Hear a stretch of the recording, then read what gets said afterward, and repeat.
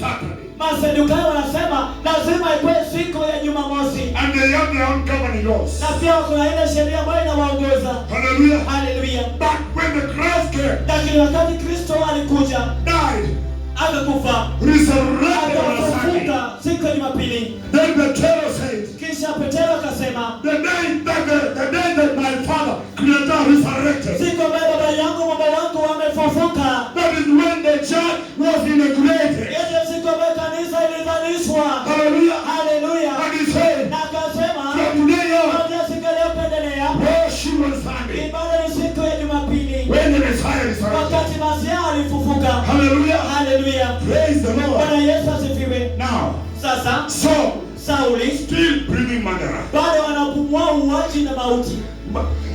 Anaenda kuua kanisa, sio watu wa dunia. Anaenda kuua kanisa, sio watu wa dunia. Saul has never entered anywhere to kill people in a bar. Sauli hajaingia mahali kuwa watu ambao wako kwa kilabu Ama kwa koinange shida, hana shida nao. ama njia ya kuenanga, hapana, hana shida nao. And remember, Nakumbuka Sauli was very high learned. alikuwa ameelimika kabisa.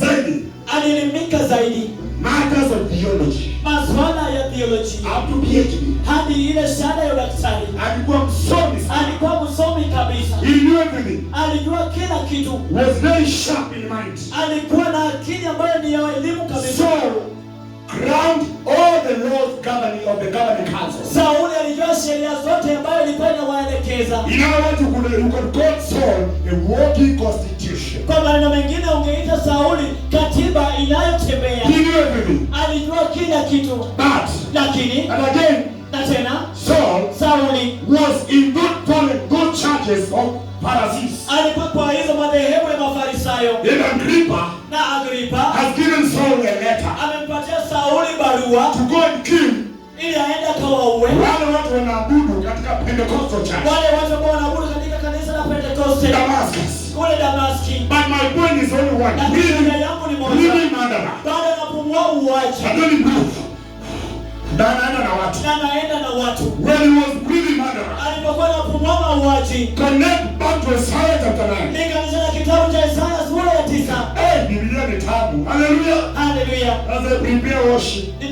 Mnapoandaa ibada. When Saul was really murderer, Wakati Sauli alikuwa anapumua mauaji, Isaiah was really something else. Isaya alikuwa anapumua kitu tofauti. Chapter number 9. Kitabu cha Isaya sura ya 9. Hallelujah. Hallelujah. He says, Anasema chapter number 9 verse 6, where we have just read. kitabu cha Isaya pale tumesoma.